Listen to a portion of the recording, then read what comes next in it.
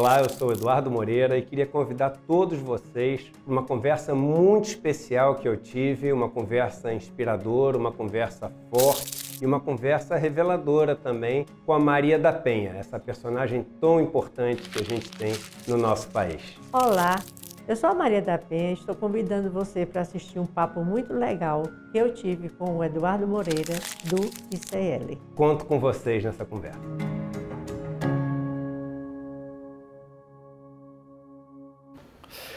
Muito bem, pessoal, está começando o Desperta ICL de hoje, terça-feira, 5 de março de 2024. Estamos ao vivo, são 7 horas e 1 minuto, horário de Brasília. Muito obrigado à parceria de todo mundo, muito obrigado a todo mundo que já está no nosso chat, muito obrigado a todo mundo que já está chegando aí nas nossas redes sociais.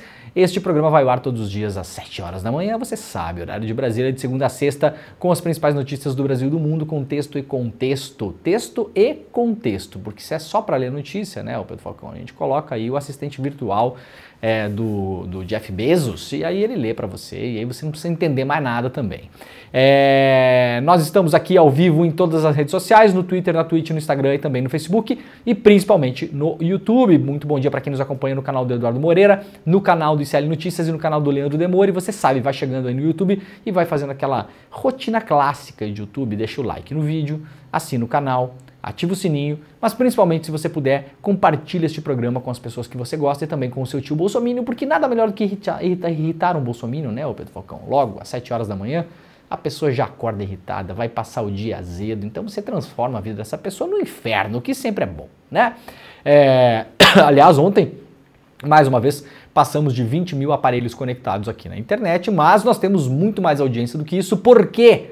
Porque estamos ao vivo também na TV aberta em São Paulo e Grande São Paulo, através da TVT. Você pode procurar aí no seu aparelho de televisão, você encontra o nosso programa todos os dias aqui.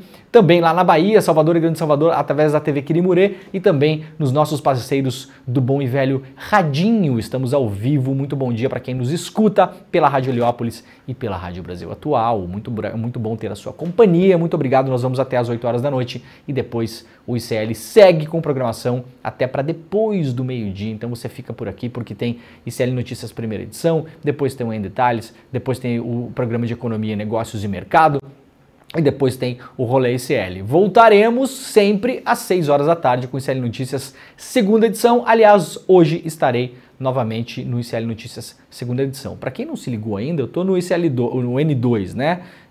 Segunda e terça estou sempre por lá com o Chico Pinheiro e a Gabi Varela, o Chico Sá também, quase sempre, e convidados extraordinários, então segunda e terça às 6 horas da tarde, e na quinta-feira de manhã, depois do Desperta, eu corro para o ICL Notícias, primeira edição. Todos os programas, aliás, vêm batendo recorde atrás de recorde. Nós somos os programas líderes de audiência no YouTube do Brasil, o que é muito bom. Ninguém está fazendo mais audiência do que a gente. Por quê, Pedro Falcão, que isso está acontecendo?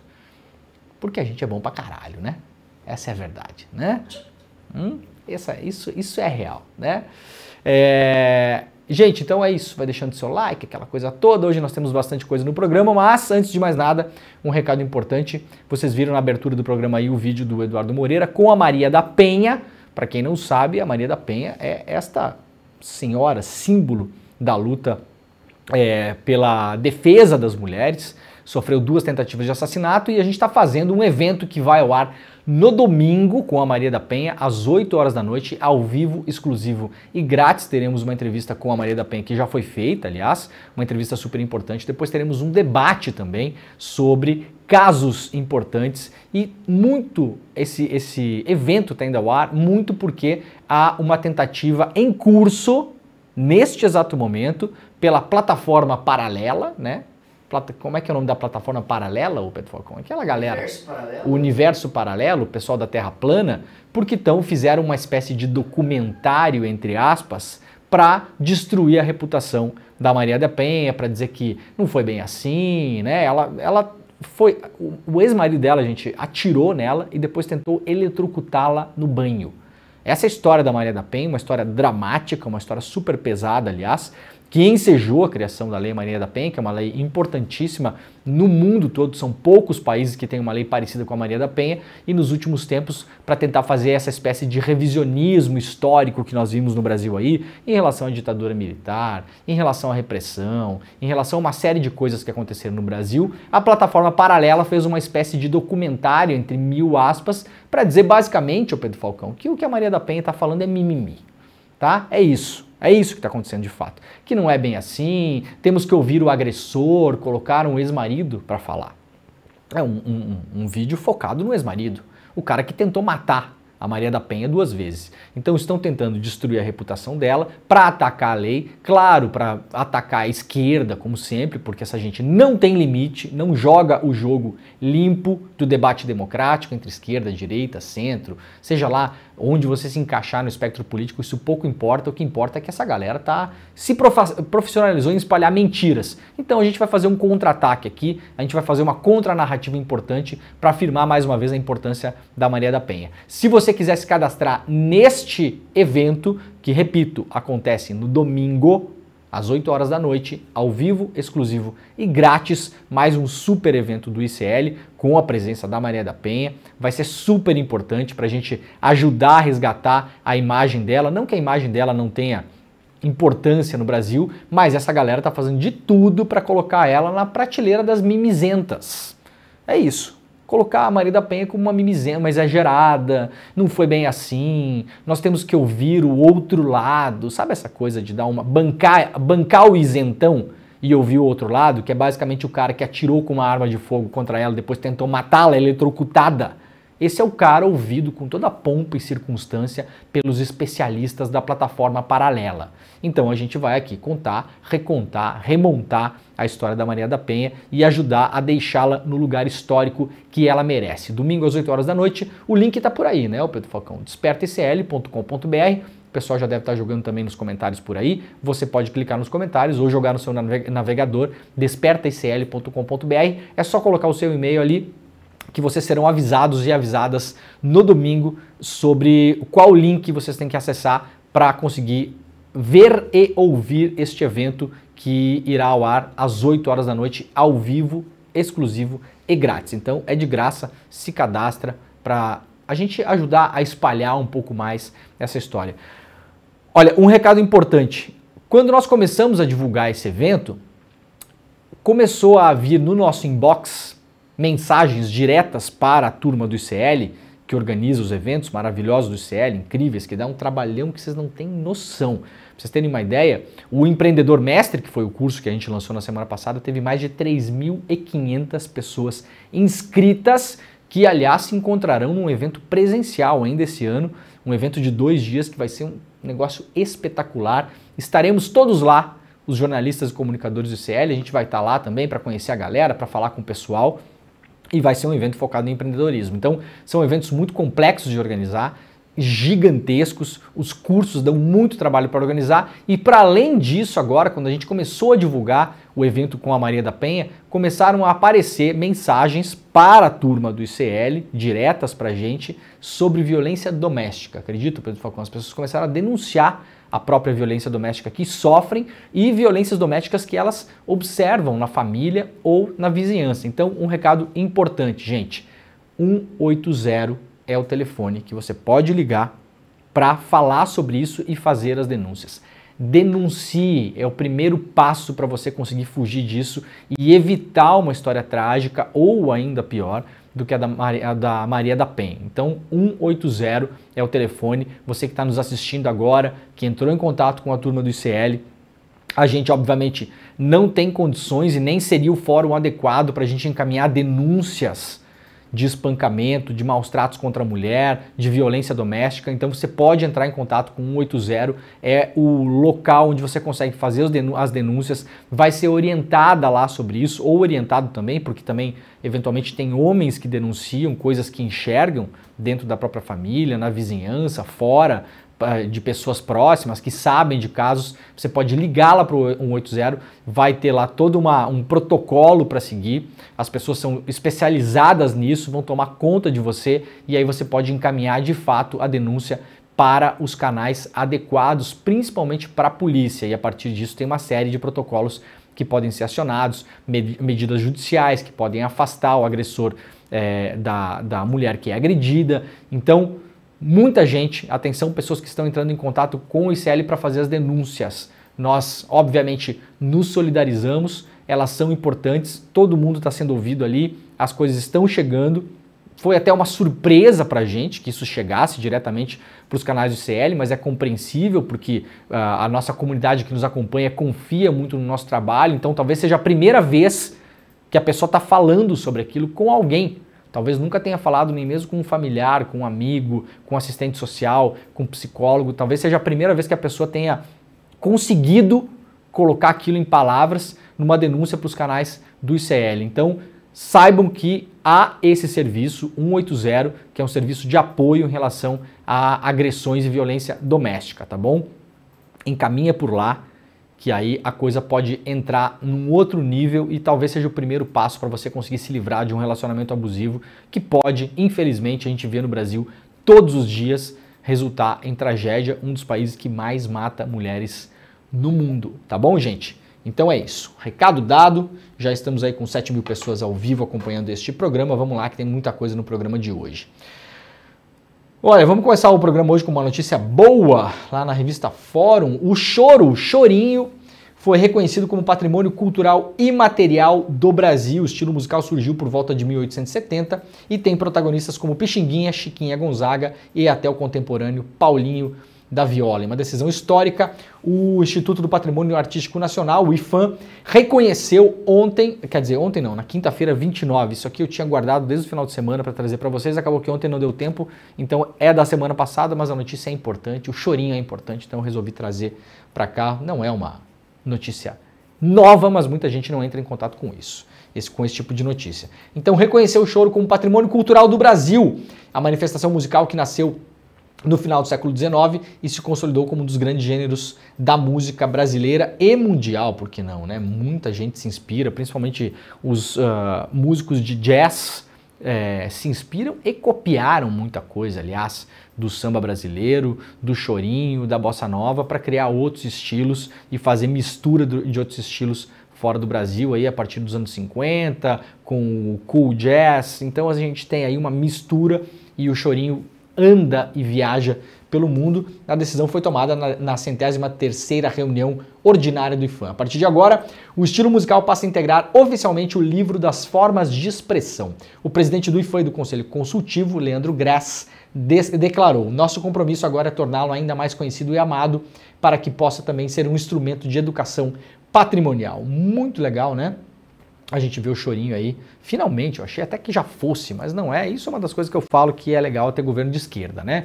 Se fosse o governo anterior que a gente tinha aí, não ia, isso aqui não ia nem acontecer, e era capaz dos caras fazer uma manifestação na rua para quebrar cavaquinho, para chamar o cavaquinho de comunista, o violão de comunista e dizer que só se sustentava na mamata da Rouanet, né? Era assim que a coisa andava antes. Agora, pelo menos, a gente tem um governo que olha para as questões culturais de maneira séria, valorizando o que a gente tem de legal no Brasil. Vamos lá para a Folha de São Paulo. A América Latina vive surto de dengue com focos no Paraguai e na Argentina. Precariedade das cidades e condições climáticas fazem doenças se espalhar por todo o continente. Eu trouxe a notícia ontem. As vacinas da dengue que chegaram no Brasil estão encalhadas, gente.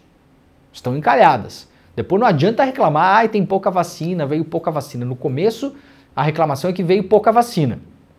O Brasil foi o país que mais comprou vacina contra a dengue no mundo. Apenas um laboratório no mundo produz, que é um laboratório japonês, a vacina chamada Kedenga, né? E ela foi distribuída inicialmente no Brasil para algumas cidades, cerca de 500 cidades, onde há mais foco de dengue e mais pessoas infectadas. Só que muita gente não está levando a molecada a vacinar, principalmente crianças que precisam dessa vacinação. Eu expliquei ontem, a dengue tem 4 variantes. Eu não sei se esse é o nome técnico, né? Tem 4 tipos de dengue. Você pode pegar um e ficar imune em relação àquele tipo por algum tempo, mas não impede que você pegue os outros. E dengue, se você pega 1, 2 vezes, já a coisa começa a ficar complicada. Pode dar hemorragia, não tem muito o que fazer quando você pega dengue, você ataca os sintomas, tem que esperar o corpo reagir, não tem uma medicação que você vai lá, toma e resolve na hora. É uma doença perigosa, estamos num ano que vai bater todos os recordes de infecção e mortes no Brasil. Então, por favor, vá até o posto de saúde para ver se a sua cidade tem a vacina disponível. As idades antes estavam um pouco mais restritas, agora foram alargadas justamente para ver se as pessoas levam pessoas da família de várias idades para tomar o imunizante. Quem tem uma grana sobrando aí, na rede privada, em alguns lugares também a vacina custa caro, viu? R$600, R$700, R$800 por dose, é caro, é caríssimo a vacina da dengue, porque, repito, é um laboratório privado que produziu a vacina, japonês, é o único que tem, é o único que vende. Esperamos que nos próximos tempos aí, a gente deu essa notícia aí algumas semanas atrás, talvez para o próximo ano a gente vai ter uma vacina brasileira que vai poder estar espalhada pelo SUS a um preço acessível, né? Porque o SUS, afinal de contas, Pedro Falcão, ele é gostoso demais, né? Olha, para quem tiver dúvidas em relação ao que causa a dengue, quais são os sintomas e qual é a seriedade, o site do jornal Zero Hora, o Gaúcha ZH, trouxe alguns relatos de pessoas que pegaram dengue. Parecia que eu não ia suportar o peso do meu próprio corpo. Confira relatos de quem contraiu dengue. A matéria está publicada lá na capa do Gaúcha ZH, então você dá uma espiada lá para ver que a coisa é pesada mesmo. Vamos lá para o Jornal Globo, ainda falando da ABIN paralela. A ABIN do Bolsonaro monitorou o jantar de deputados, fez relatórios pelo WhatsApp e tentou ocultar registros, aponta a Polícia Federal. A investigação da Polícia Federal envolvendo a Agência Brasileira de Inteligência, a ABIN, encontrou indícios de que a estrutura paralela que vigorou no órgão durante o governo Bolsonaro incluía pedidos pelo WhatsApp para seguir parlamentares e a tentativa de ocultar registros da operação. Em março de 2020, o então diretor-geral da ABIN, o atual deputado Alexandre Ramagem, encaminhou a um subordinado uma mensagem informando sobre um jantar entre Rodrigo Maia, à época presidente da Câmara, e a ex-deputada federal Joyce Hasselmann e o deputado Antônio Rueda, atual presidente do partido União Brasil. Jantar no Rueda ontem entre o próprio Rueda, Joyce e Rodrigo Maia, Rod Maia está escrito aqui. Chegou com um cidadão com pasta de documento na mão, ficou 29 minutos e saiu, diz o texto enviado por Ramagem via WhatsApp, pedindo para checar a placa de um carro. Isso aqui é uma investigação feita pela ABIN paralela, em andamento pelo WhatsApp. Eu lembro de uma outra galera que fazia investigação pelo WhatsApp, no caso pelo Telegram, né, senhores da Lava Jato? Pedindo esse mesmo tipo de informação, pedindo quebra de sigilo de modo ilegal pelo Telegram, falar com o cara do COAF, informação da Receita. O modus operandi aqui começa a aparecer a mesma coisa. Engraçado que alguns jornais aí que até hoje são as viuvetas da Lava Jato, esse caso para esses jornais é escandaloso, não se coloca em dúvida esse aqui. A Lava Jato já tem vários poréns, vários senões. Após analisar dados do automóvel, o integrante da ABIN informou que o veículo pertencia à Polícia Federal e era usado pelo então secretário de Segurança Pública do Distrito Federal, Anderson Torres. O carro chegou a ser fotografado pelo integrante da agência, da ABIN paralela. Naquela época, Maia e Joyce eram inimigos declarados do Jair Bolsonaro e faziam duras críticas ao então presidente pela condução do combate à Covid-19. As mensagens com o relato de monitoramento dos parlamentares foi impressa.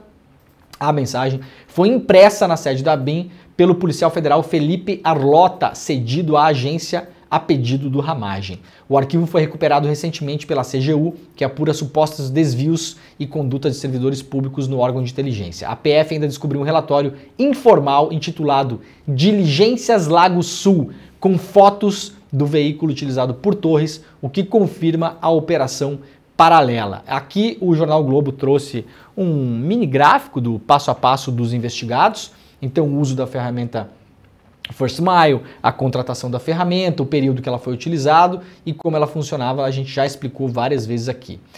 Quem eram os alvos dessa ABIN clandestina do Bolsonaro? É possível fazer a consulta de até 10 mil donos de celulares a cada 12 meses. Segundo o integrante, a ABIN utilizava a ferramenta para monitorar alvos alegando ser casos de segurança de Estado. Houve relatos de utilização contra os próprios agentes da ABIN, porque afinal de contas estamos lidando com os paranoicos da família Bolsonaro, o pessoal aí com a cabeça persecutória que acha que está todo mundo contra eles, que eles são alvo de todo mundo. Então eu não duvido que até o Carlos investigou o Eduardo, que investigou o Flávio, que investigou o Jair, né? Os caras, os irmãos lá, onde é que tá o irmão? Cadê? Vamos ver se o Eduardo é irmão nosso mesmo. Vamos ver. Aqueles Homem-Aranha assim, ó. É, um apontando pro outro, né? Aí o Eduardo pedia para saber onde é que tava o Carluxo, que queria saber onde é que tava o Flávio, que queria saber onde é que tava a mãe e o Jair Renan e não sei quem. Não dá para duvidar de nada dessa galera. Procurado, o Rodrigo Maia disse não lembrar exatamente do teor da reunião, mas conta que na ocasião Torres buscava ajuda para conseguir ser indicado ao cargo de ministro da Justiça, o que acabou acontecendo. Não sei se foi o Rueda ou a Joyce que levou o Anderson Torres, porque ele estava querendo ser ministro da Justiça. Só isso, ele queria conversar com as pessoas, mas nem sei se falou sobre isso porque eu não tinha como ajudá-lo, afirmou o Rodrigo Maia para o jornal O Globo. Joyce disse que na época do jantar em questão discutia com Maia e Rueda a fusão do PSL, que era então o partido do Bolsonaro, com o DEM do Rodrigo Maia. Em nota, a ABIN afirmou que segue à disposição das autoridades e ressaltou que os fatos investigados ocorreram em gestões passadas. Procurado, o Ramagem não se manifestou.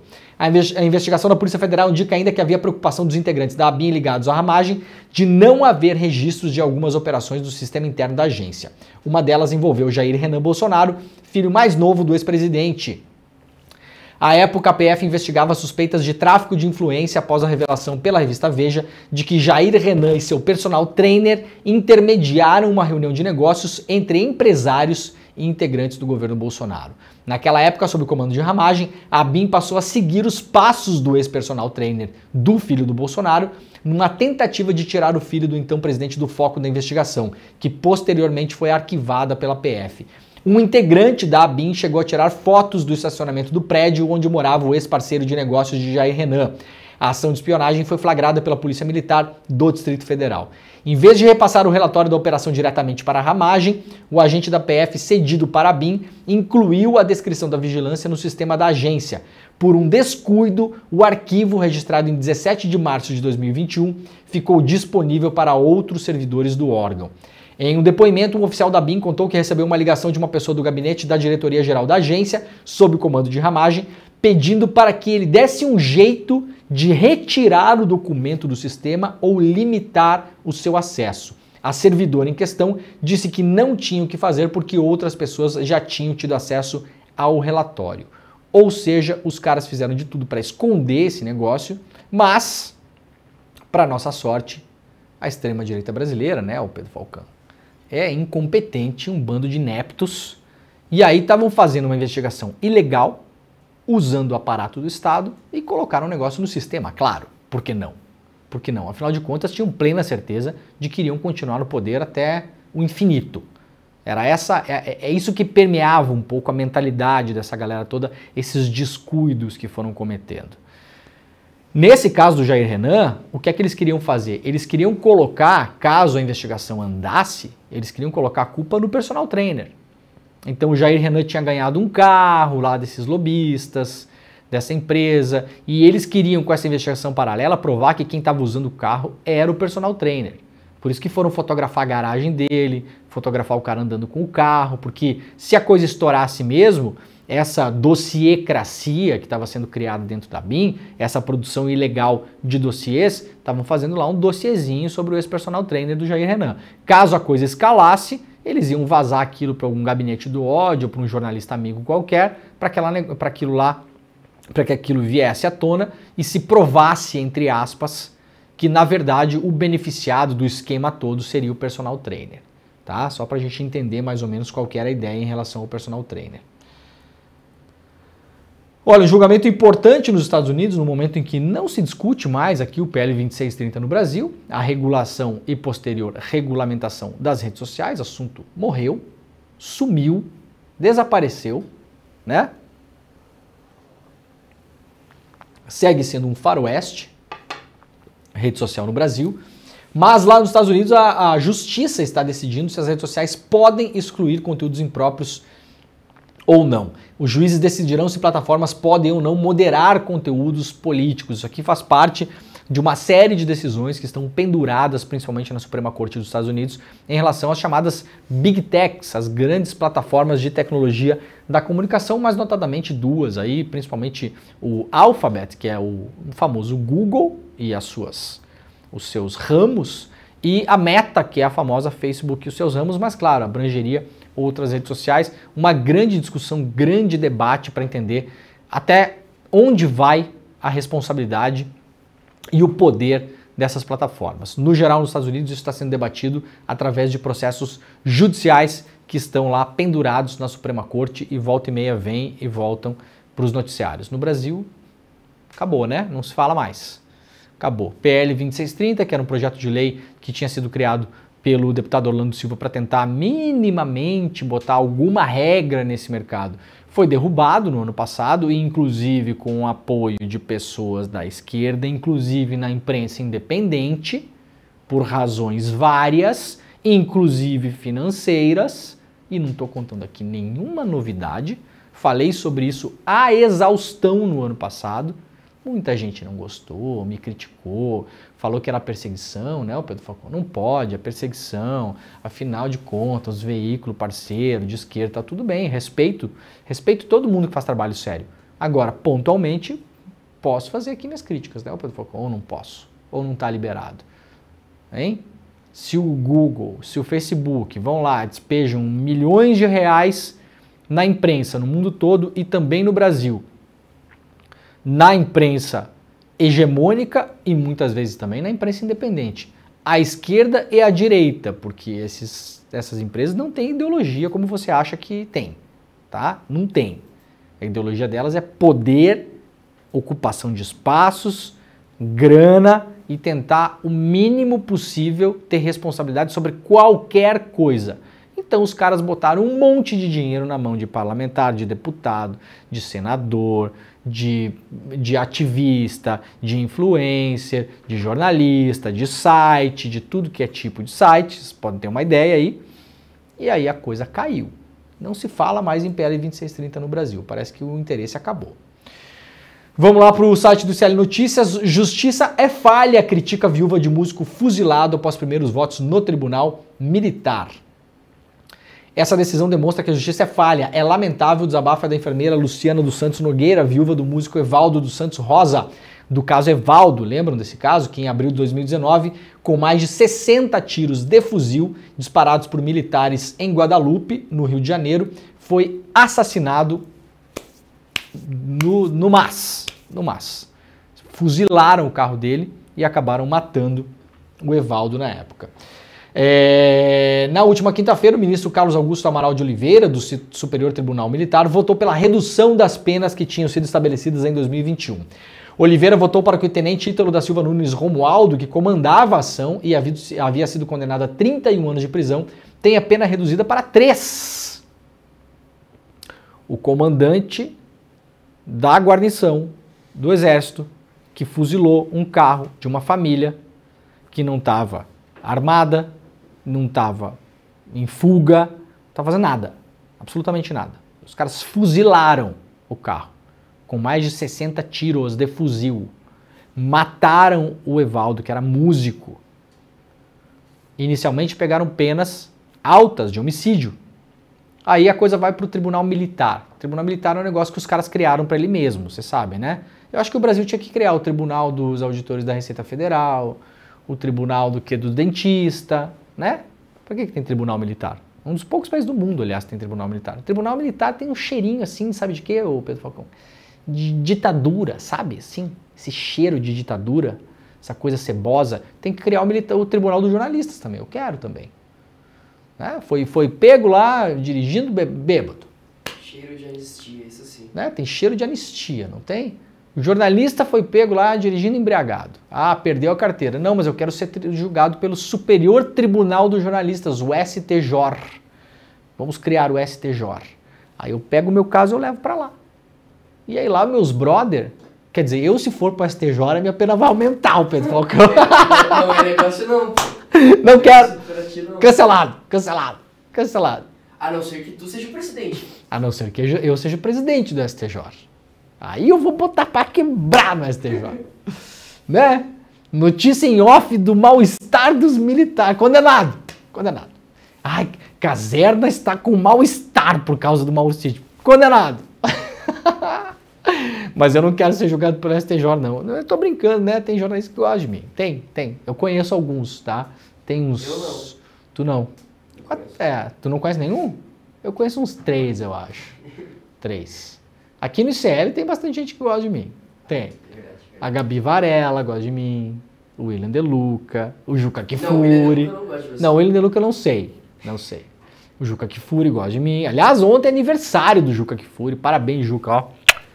Esse é uma lenda, né? Juca Kfouri não só é uma lenda, que às vezes a pessoa é uma lenda na profissão, mas é uma pessoa que não vale nada.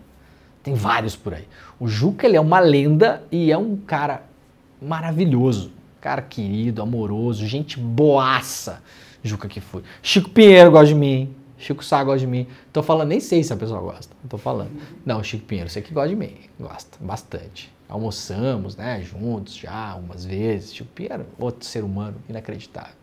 César Calejon não gosta de mim. Não gosta. César Calejon não gosta de mim. Aliás, hoje eu tenho que sair daqui, às 8h05, eu preciso ter uma briga marcada com o César Calejon lá no Zap do ICL. Que todo dia a gente tem um fight ali. Sai na mão. Mas é... Hã? Fight de com figurinhas. Mas é inacreditável, né? Os caras têm um tribunal para eles lá. O cara comandava um grupo do exército, matou uma pessoa inocente, do nada, pai de família, 3 anos. 3 anos vai acontecer, sabe o quê? Vai sair pela porta da frente da cadeia. No momento que terminar o julgamento. Ai, ai. Já as penas dos outros 7 militares que participaram do assassinato passariam de 28 anos para 3 anos, 2 meses e 12 dias. Ai, vamos ver no que vai dar isso, né? É um negócio para dar um desalento ter que ler esse tipo de coisa, né? Olha só, a Liga Espanhola de Futebol, La Liga, investiga vídeo de menino chamando o Vinícius Júnior de macaco. Nós mostramos o vídeo ontem aqui. Tá aqui o Vini Júnior fazendo um gesto que ficou muito conhecido a partir dos anos 60, principalmente com os Panteras Negras. Foi feito inclusive nas Olimpíadas de Los Angeles. Vários esportistas começaram a fazer esse gesto, né? O Pedro Falcão. Black Power. Black Power. Vinícius Júnior, que no final de semana voltou para o estádio do Valência, um ano depois de ter sido insultado criminosamente lá em Valência. Não deu em nada. A justiça falou que não tinha como identificar os agressores. Nós vimos pela televisão. Tava lá, cara da pessoa. Mas parece que não chegou ainda TV na Espanha. Não tem. Né? A polícia de lá ainda trabalha só com papel e só com pergaminho e pena. Aparentemente. Fazer aquele retrato falado. Tem que fazer um retrato falado ainda. Aparentemente é assim na Espanha. Uma jornalista brasileira flagrou uma criança chamando o Vinícius Júnior no domingo agora, no sábado, na verdade, foi o jogo de macaco. A mãe notou que a jornalista brasileira estava filmando. O que ela fez? Repreendeu a criança? Não. Ela ficou brava com quem estava filmando, porque o problema não é você ser um racista. E coitada da criança também. A criança aprendeu com os pais. Aprendeu com o entorno. Aprendeu no estádio. Aprendeu com a torcida.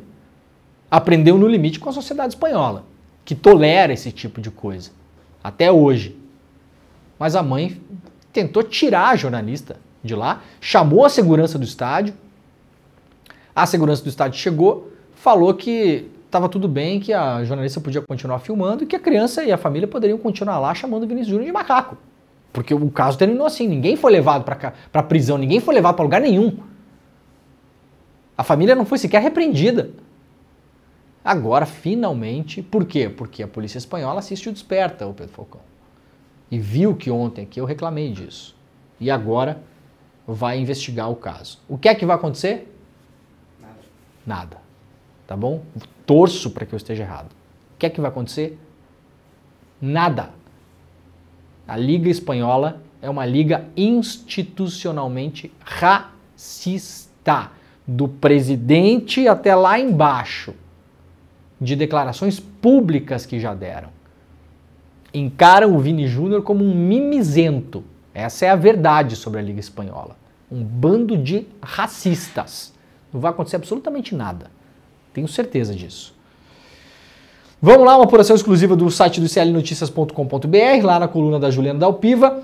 A apuração de lavagem de dinheiro de Carlos Bolsonaro entra na fase final. O Ministério Público do Rio de Janeiro está na fase final de investigação que apura peculato, lavagem de dinheiro e organização criminosa no gabinete do vereador Carlos Bolsonaro.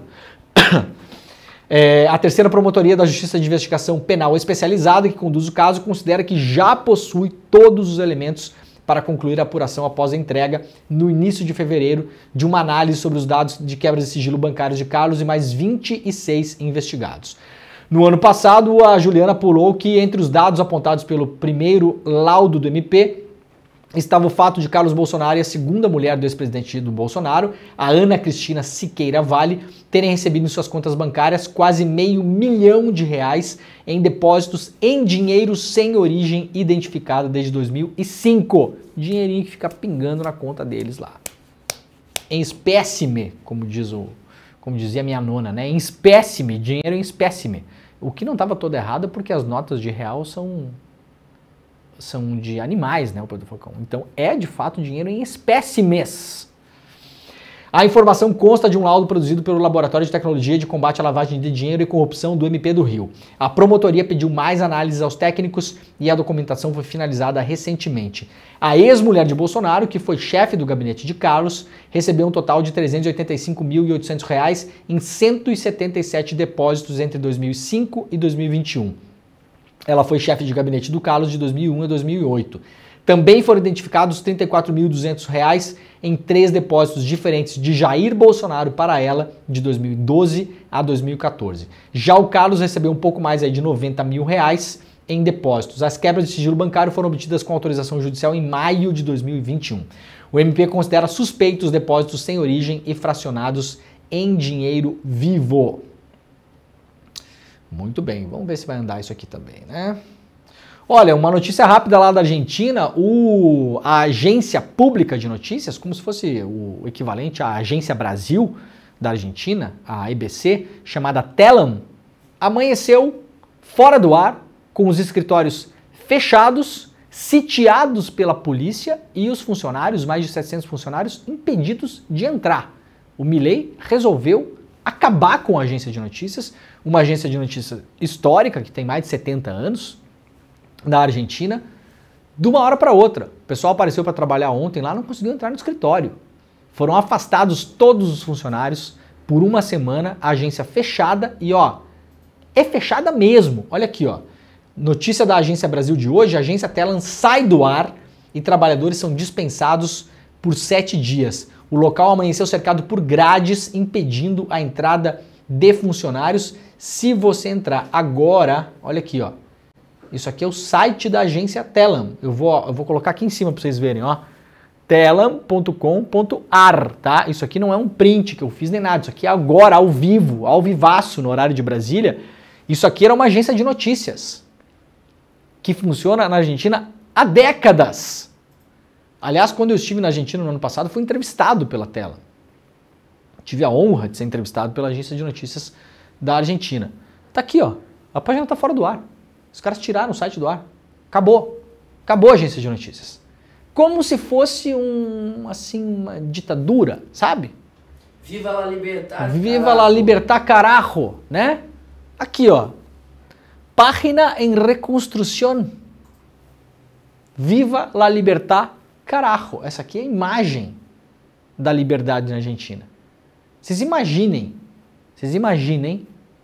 se qualquer presidente do Brasil, hoje, o Lula, o Bolsonaro, na segunda-feira próxima, impedisse os funcionários da Agência Brasil de entrar no escritório, tirasse o site do ar, porque ao contrário do que muita gente fala de modo desinformado, a Agência Brasil faz um caminhão de audiência por mês, muito mais do que a maioria dos sites que vocês conhecem, porque a Agência Brasil produz informação diária aos montes e essa informação ela é republicada por todos os veículos do Brasil, O site do ICL Notícias republica, a Folha republica, o UOL, o Estadão, o Globo, todo mundo republica a Agência Brasil.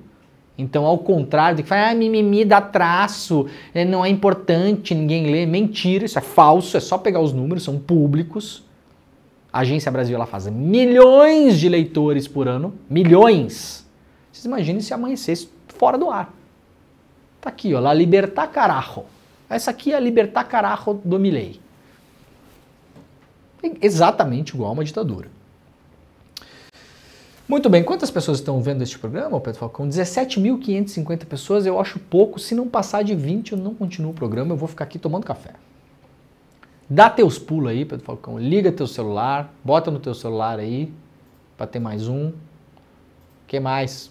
O Caio, que trabalha também na produção do programa, o Caio tem aquela sala, sabe aquela sala do Carluxo que tem 40 celulares? O Caio tem uma daquelas. Caio, tem que ligar a sala agora, porque a audiência tem que aumentar, tá, Caio? O Caio não acordou, ainda não ligou. Dormiu no ponto.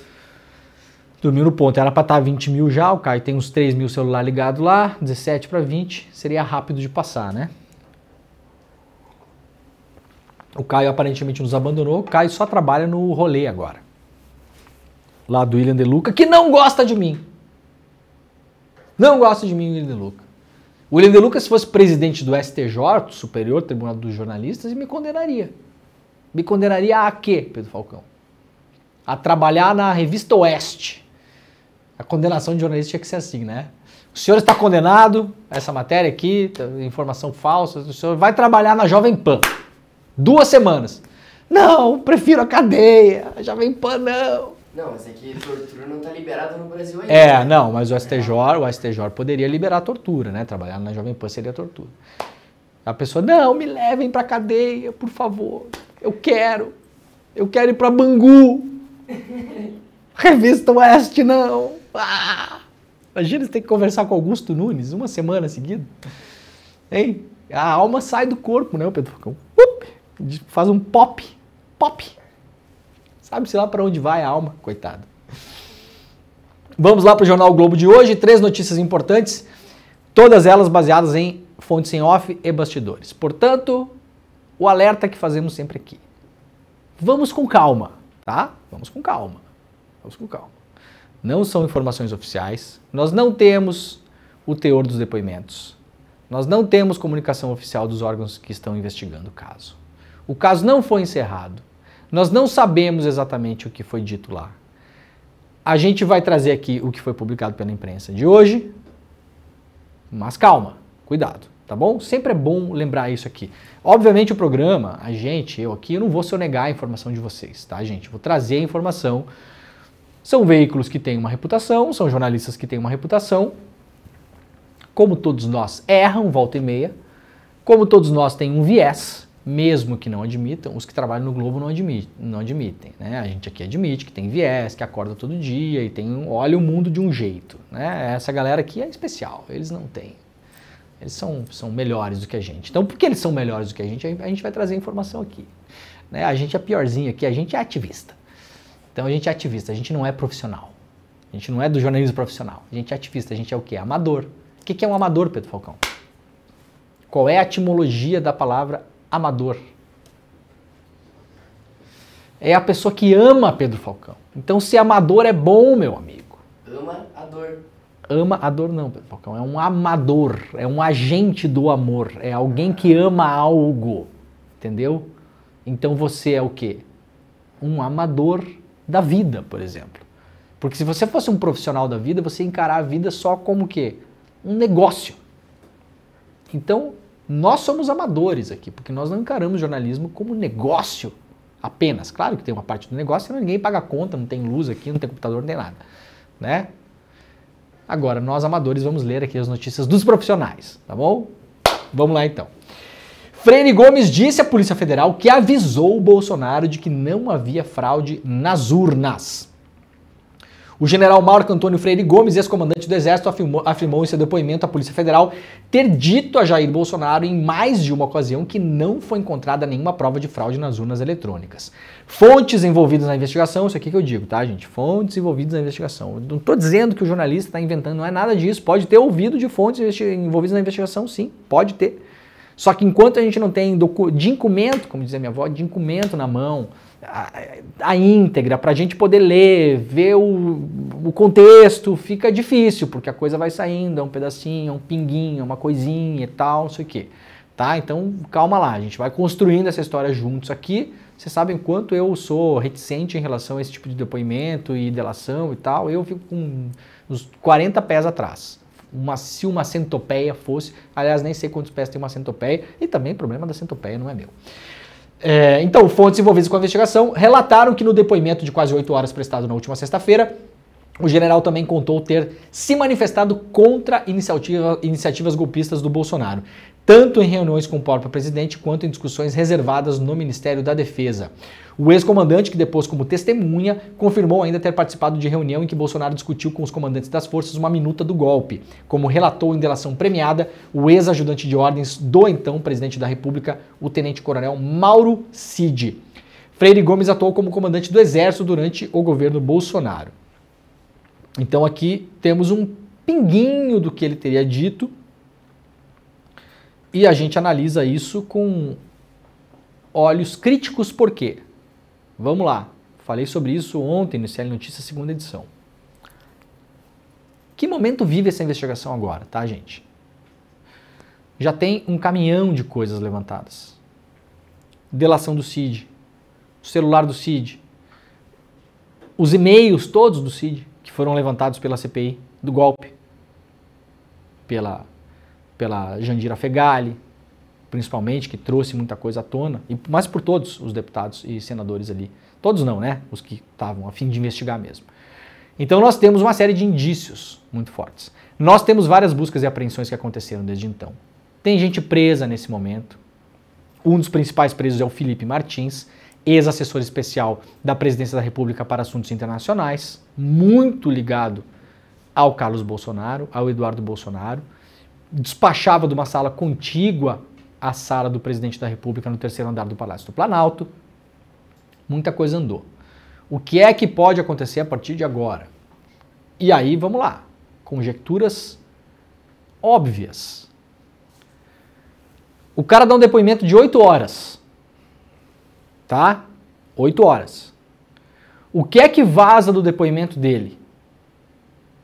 Uma declaração que coloca o Bolsonaro na berlinda e tira o dele da reta. Pode ter sido correto o Freire Gomes em alertar o Bolsonaro? Não, olha aqui, cuidado e tal. Claro que pode, não é isso que eu estou falando. Agora ele deu o depoimento de 8 horas, o que vaza é isso. Por quê? Porque está chegando num ponto em que todo mundo em volta do Bolsonaro está vendo, pelo andar da investigação, que o Jair Bolsonaro não tem mais salvação nesse caso aqui. Eu sou muito cético, eu quero esperar isso aqui chegar no final. Ainda nem terminou o inquérito.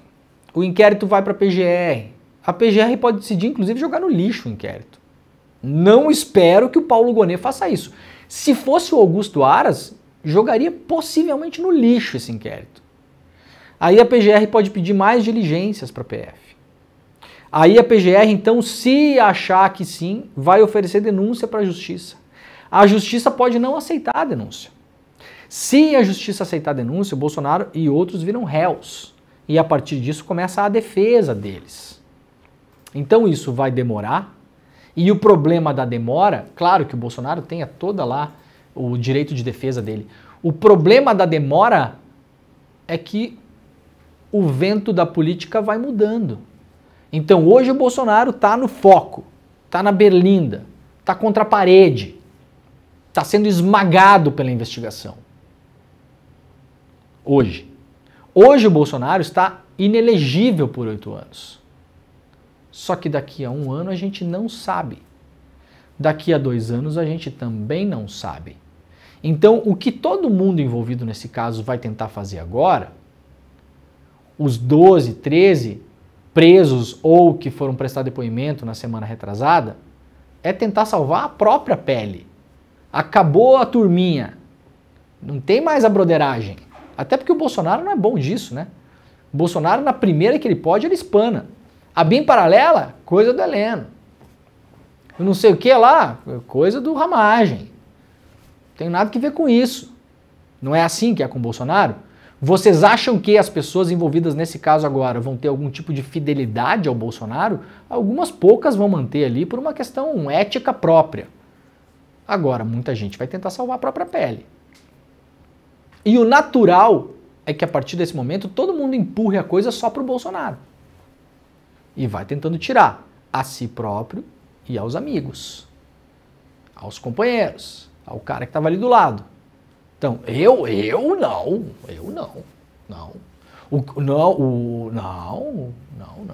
O cara da Marinha, Marinha, não. O Aeronáutica, não, jamais. Somos legalistas.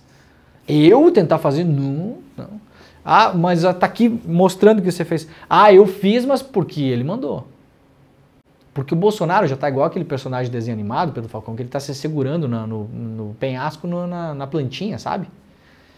Então é claro que todo mundo que tá ali em cima, vendo que pode cair no penhasco também, vai ficar jogando pedrinha na cara do Bolsonaro. Essa é a cena. Então, o que é que vaza do depoimento? Uma coisa que livra o Freire Gomes e aponta para o Bolsonaro.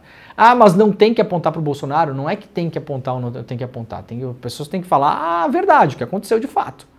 Né? E se isso aconteceu de fato, isso aconteceu de fato. Mas em 8 horas de depoimento eu posso imaginar que há outras coisas por ali também. Curiosamente, a primeira coisa que é publicada é essa. A Polícia Federal, ex-comandantes detalham reuniões de ministro da Defesa de Bolsonaro sobre trama golpista. Ainda lá no jornal o Globo, os depoimentos dos ex-comandantes das Forças Armadas Freire Gomes, Carlos de Almeida Batista Júnior para a Polícia Federal, que foram os dois que falaram, porque o Almir Garnier da Marinha ficou em silêncio, porque segundo a reportagem do Financial Times de 2022, teria consentido com o golpe, teria dito sim para o Bolsonaro. Comprometeram então o ex-ministro da Defesa do Bolsonaro, o general Paulo Sérgio Nogueira, na trama golpista que visava impedir a posse de Lula. Ambos relataram aos investigadores a participação de Nogueira em ao menos 2 reuniões onde temas relativos a um golpe de Estado foram debatidos. Um dos encontros foi convocado por Bolsonaro com os comandantes das forças após a derrota das eleições de 2022. Freire Gomes e Batista Júnior confirmaram não só a realização de uma reunião, mas também a presença de Nogueira, então ministro da Defesa. Os dois ex-comandantes também relataram terem tido outro encontro com Nogueira, desta vez sem a presença de Bolsonaro, no qual foi abordada a mesma trama golpista. Essa reunião aconteceu no Ministério da Defesa. Outro ponto explorado nos depoimentos foi a cadeia de comando das Forças Armadas, já que o general e o brigadeiro estavam submetidos então ao ministro da Defesa. Então sacaram, né? Sacaram? Eu acabei de explicar aqui. Os senhores participaram de uma reunião que foi discutido o golpe? Sim, participamos. Mas os senhores eram a favor? Não, absolutamente não éramos a favor. Tudo bem, mas senhores, ser a favor só não conta. Os senhores denunciaram? Os senhores pensaram em avisar alguém? Falar com o STF? Denunciar para a polícia? Dar uma coletiva? Postar na rede social? Olha, o Bolsonaro está fazendo reunião para dar golpe militar, hein? Não pensamos em fazer isso por várias razões. Acho que ia ser pior para o Brasil e tal. Bom, mas então os senhores podem se complicar, porque os senhores ouviram da boca do presidente da República uma intenção de praticar um crime e não fizeram nada. Ah, mas é que olha só, doutor, quem mandava era o Paulo Sérgio, que era o ministro da Defesa. Ah, entendi. Tá bom? Pra gente ficar esperto, tá, gente? Tudo isso aqui vai ser averiguado. Por enquanto a gente está na fase dos depoimentos.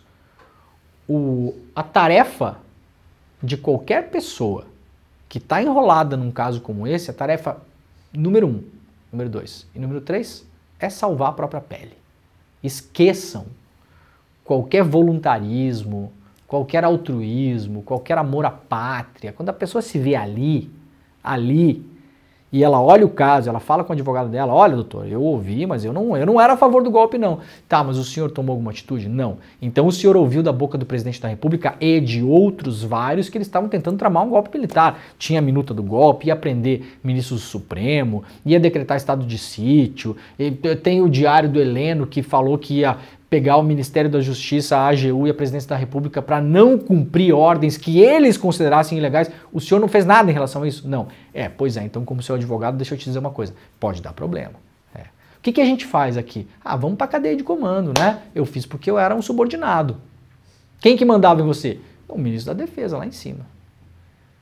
Querem apostar que quando chegar no ministro da Defesa ele vai falar, quem que mandava em você? O Bolsonaro, lá em cima. Então esse negócio não pode estourar só na do Bolsonaro. Esse é o recado final aqui. Porque senão quando a gente vê vai ficar só ele lá como se fosse assim um alienígena que sozinho tentou tramar um golpe militar. Depois de perder a eleição, impedindo que o novo governante, no caso Lula, assumisse. Então, olho nisso, né? A Miriam Leitão também fala sobre isso hoje lá no Globo. Joias, vacinas e tentativa do golpe, quando Bolsonaro e Cid devem ser indiciados. O depoimento do general Marco Antônio Freire Gomes foi considerado consistente e revelador, segundo apurou a Miriam Leitão. Ele relata que foram apresentados a ele pelo próprio Bolsonaro e pelo Paulo Sérgio Nogueira duas versões da minuta do golpe, avisando que aquilo tinha que ser implementado. O brigadeiro Carlos de Almeida Batista Júnior também foi nessa linha. Bolsonaro deve ser indiciado junto com Mauro Cid, no caso das vacinas, ainda nesta quinzena. Depois tem o caso das joias e até o meio do ano a investigação sobre a tentativa de golpe levará ao indiciamento dos culpados, indiciamento dos agora suspeitos e eventualmente se tornarão réus. Você não pode indiciar um culpado, né? Culpado só depois de trânsito em julgado. Então vejam, né? Estamos encaminhando a coisa aí para... Você não fez não, mas foi o cara lá que mandou. O Paulo Sérgio, mas Paulo Sérgio, quem foi que mandou você? Foi o Bolsonaro. Então os caras vão afunilando para cima. Cúpula militar vê cerco se fechando para general Paulo Sérgio. Então aqui está criado todo o clima. Ó. É contenção de danos, tá, gente? Não tem o que fazer em relação a esse aqui. Então esse aqui... Sabe quando o cara vai preso numa organização criminosa? O cara tá preso lá, o Pedro Falcão, tá? Outro caso, hipotético. PCC, Comando Vermelho, assalto a banco, carro forte, qualquer coisa. Tem uma quadrilha, 10 pessoas, presas. Alguns se livram, saem, cumprem pena, tá. O líder do bando, da quadrilha, fica preso. Se ele tiver já muito enrolado, tudo que é crime que aparecer, começam a jogar nas costas do cara. O cara tá com uma pena lá, o cara vai ficar 20 anos preso. O Brasil tem uma limitação, são 30 anos e você sai antes disso, no geral, né? A não ser que seja um crime hediondo e que haja uma avaliação muito, né, pra você ficar mais do que isso. Então, aquele rouba-banco que teve lá em Criciúma, em 2003, foi o Pedro. Foi ele? Foi ele. Não foi, mas começa a botar no cara, o cara tá ferrado mesmo já, né? Isso aqui, para quem conhece cadeia, sabe como é que funciona o negócio, né? Às vezes ganha um dinheiro, às vezes só ganha umas comodidades na cadeia, às vezes só tem a chance de ficar vivo, e assim a coisa vai rolando. Então não temos nada muito diferente por aqui que possa acontecer. Por fim, lá na CNN Brasil, investigados por golpismo temem que depoimento de Freire Gomes tenha ido mais longe que a delação de Mauro Cid, notícia trazida ontem pela repórter Jussara Soares, lá na CNN Brasil. Então é isso, né? Tínhamos mais coisas por aqui, mas hoje não vai dar tempo, Pedro Falcão. Agora está começando o ICL Notícias, primeira edição. Nós voltaremos amanhã com o Desperta ICL. Por favor, amigos jornalistas, se vocês criarem o Superior Tribunal do Jornalismo, STJOR, eu sou inocente, Pedro Falcão. Achei que tem que me culpar. Foi ele? Foi ele! Cadeia de comando, né? Eu fiz, mas é porque ele mandou. Tá bom? Beijo pra todo mundo. Deixa o like aí, ativa o sininho, assina o canal, aquela coisa toda. E não esqueçam, domingo às 8 horas da noite, ao vivo, exclusivo e grátis, uma super entrevista com a Maria da Penha, E um debate importantíssimo porque estão tentando destruir a imagem pública da Maria da Penha através do uso da plataforma paralela, que vocês sabem do que eu estou falando, revisionismo histórico vagabundo, no limite do criminoso. Então a gente vai ajudar a manter essa história em pé aqui. Para quem quiser se cadastrar, o evento é de graça, despertaicl.com.br, despertaicl.com.br. A gente se vê amanhã. Tchau. Olá, eu sou Eduardo Moreira e queria convidar todos vocês para uma conversa muito especial que eu tive, uma conversa inspiradora, uma conversa forte e uma conversa reveladora também com a Maria da Penha, essa personagem tão importante que a gente tem no nosso país. Olá, eu sou a Maria da Penha, estou convidando você para assistir um papo muito legal que eu tive com o Eduardo Moreira, do ICL. Conto com vocês nessa conversa.